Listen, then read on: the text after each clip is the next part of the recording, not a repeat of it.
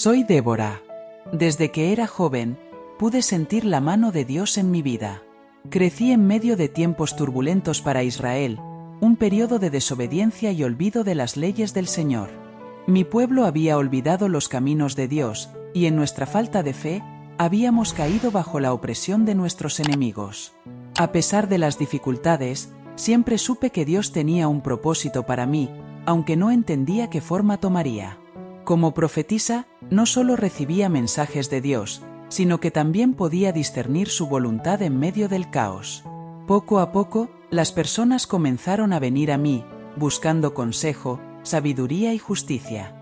Me sentaba bajo la palmera de Débora, entre Ramá y Betel, y los hijos de Israel venían a mí con sus disputas.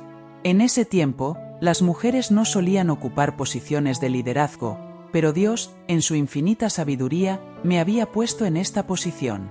Sabía que mis decisiones debían reflejar no solo la justicia humana, sino la justicia divina, porque actuaba como su representante. Día tras día, oraba para que Dios me guiara, porque sabía que no era por mis propias fuerzas, sino por su gracia que podía servir a mi pueblo. En aquellos tiempos, Israel estaba en un ciclo constante de rebelión y arrepentimiento. Nuestro pecado nos había llevado a ser conquistados por Jabín, rey de Canaán. Jabín era cruel, pero no actuaba solo. Su comandante, Sísara, era temido en todo Israel. Sísara no solo dirigía su ejército con brutalidad, sino que también poseía una fuerza tecnológica que parecía invencible. 900 carros de hierro, una innovación militar en ese entonces. Estos carros eran la fuente de terror entre nuestro pueblo. Podíamos escuchar el estruendo de sus ruedas a la distancia y sabíamos que donde ellos iban, seguían la destrucción y el dolor. Durante 20 años, Israel sufrió bajo el yugo de Jabín. Las aldeas fueron desoladas, la economía se derrumbó, y la vida cotidiana se convirtió en una lucha por la supervivencia. Los caminos eran peligrosos, y la gente dejó de viajar libremente. La opresión era física, pero también espiritual. Mi corazón se quebrantaba al ver a mi pueblo en esta condición, recordando cómo habíamos sido liberados de Egipto por la mano poderosa de Dios, solo para volver a caer en la esclavitud por nuestra propia desobediencia. Pero en medio de la oscuridad, sabía que Dios escuchaba nuestras súplicas.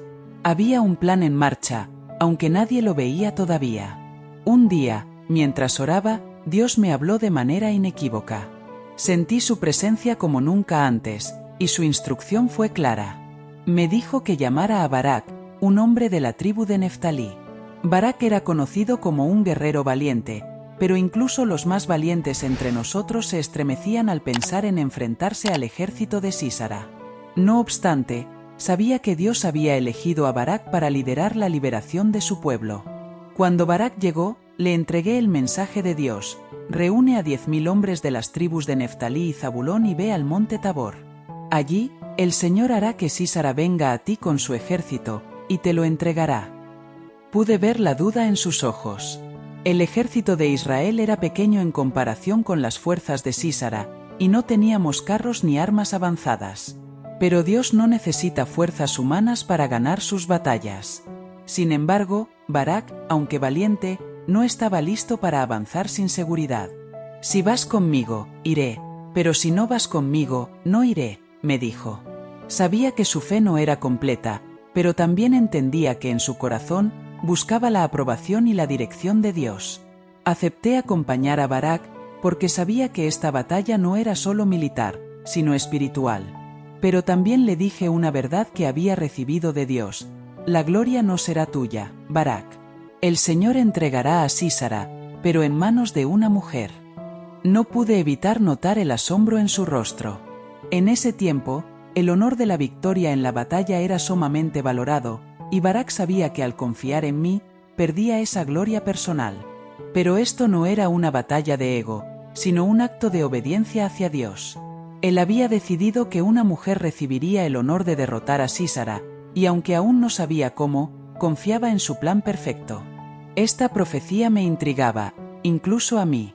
¿Sería yo esa mujer? ¿O Dios tenía a otra en mente? En todo caso, lo importante era que Israel sería liberado. Sabía que lo que estaba en juego no era solo la libertad de nuestro pueblo, sino el reconocimiento de que solo Dios es quien nos salva, utilizando a quienes Él elige, ya sea hombre o mujer. El día llegó, y Barak reunió a los 10.000 hombres en el monte Tabor, tal como Dios lo había ordenado. Puedo recordar la atmósfera tensa en el campamento. Los hombres eran valientes, pero también tenían miedo. No tenían la tecnología de los carros de hierro ni los recursos para enfrentarse a un enemigo tan poderoso. Desde lo alto del monte, podíamos ver el vasto ejército de Sísara acercándose, confiados en su fuerza. Como jueza, mi tarea era fortalecer no solo los cuerpos, sino los corazones y las mentes de mi pueblo.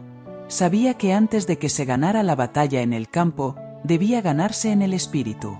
Les recordé a todos la promesa de Dios: este es el día en que el Señor ha entregado a Sísara en tus manos. ¿Acaso no ha salido el Señor delante de ti? El temor todavía existía, pero ahora, mezclado con la expectativa de lo que Dios haría. La preparación no solo fue militar, sino también espiritual, una reafirmación de nuestra fe en la promesa divina. Al inicio, el ejército de Sísara parecía invencible.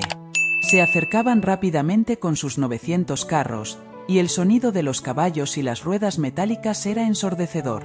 Parecía una batalla perdida desde el principio. Pero Dios, en su sabiduría, había planeado algo mucho más grande.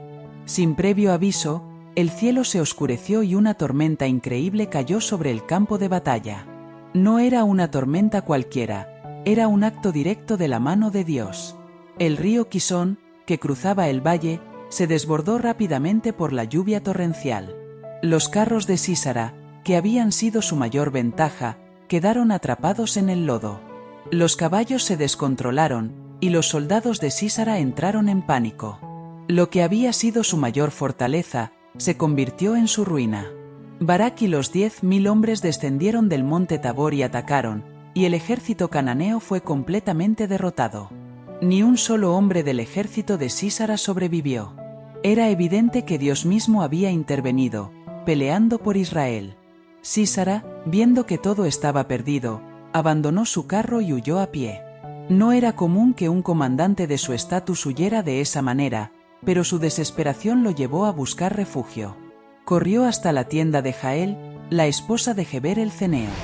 Geber estaba en términos de paz con Jabín, el rey de Canaán, por lo que Sísara pensó que estaría seguro en su campamento.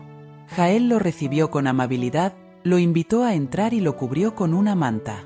Sísara le pidió agua, pero ella, en un gesto aún más hospitalario, le ofreció leche tibia, lo que lo hizo sentirse aún más cómodo y seguro.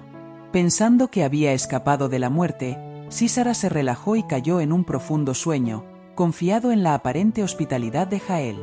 Ella tomó el destino en sus manos de una manera que nadie podría haber anticipado. Mientras Sísara dormía profundamente, confiando en que su vida estaba segura en la tienda de una mujer, ella decidió actuar. Con manos firmes y sin titubeos, Jael tomó una estaca de la tienda y, utilizando un martillo, la clavó en la cabeza de Sísara, penetrando su sien. En un solo golpe, el comandante más temido de Israel había sido derrotado. No en un campo de batalla, sino en la tienda de una mujer, por manos que no pertenecían a un guerrero. El acto de Jael fue audaz y decidido. No fue solo una muestra de valentía, sino también una clara obediencia al plan divino. A través de su acción, Dios cumplió la profecía que me había dado: el Señor entregará a Sísara en manos de una mujer. Y así fue, no solo en la batalla física, sino también en el símbolo poderoso de que Dios puede usar a quien Él quiera para cumplir sus propósitos, desafiando las normas y expectativas humanas. Jael fue bendecida por su acto, y aunque su valentía fue extrema, se convirtió en un testimonio eterno del poder de la obediencia y la fe en Dios. La muerte de Sísara fue el punto decisivo en la batalla y en la historia de nuestra nación. Con su comandante muerto y su ejército derrotado, el reinado de terror de Jabín, rey de Canaán, comenzó a desmoronarse rápidamente. La noticia de la victoria de Israel corrió por todo el país, y con ella, la certeza de que Dios había intervenido poderosamente en favor de su pueblo. Ya no éramos esclavos de Jabín, ni vivíamos bajo el temor de los carros de hierro de Sísara. Israel se levantó en un espíritu de victoria y unidad que no habíamos experimentado en años. Las aldeas que habían quedado desiertas comenzaron a revivir. Las personas volvieron a caminar por los caminos con confianza, y las familias reconstruyeron lo que la opresión había destruido. Este no fue solo un triunfo militar, fue una restauración espiritual y nacional. El pueblo, después de años de sufrimiento y angustia, reconoció nuevamente la soberanía de Dios sobre nuestras vidas y nuestra tierra. Jabín, aunque seguía siendo rey, no pudo resistir por mucho tiempo. Finalmente, el poder de Israel creció y derrotamos a Jabín completamente, destruyendo su dominio sobre nosotros para siempre. Fue un tiempo de liberación y sanidad, no solo de los cuerpos, sino de los corazones y mentes de Israel. Ya no éramos esclavos, y ahora vivíamos bajo la gracia y la bendición del Dios que nos había redimido una vez más. Después de la victoria, mi corazón se llenó de una profunda gratitud hacia Dios. Junto con Barak, compusimos un cántico de alabanza al Señor, un canto que no solo relataba la victoria, sino que exaltaba a Dios por su fidelidad, poder y justicia. Este cántico se ha convertido en una de las alabanzas más recordadas en la historia de Israel.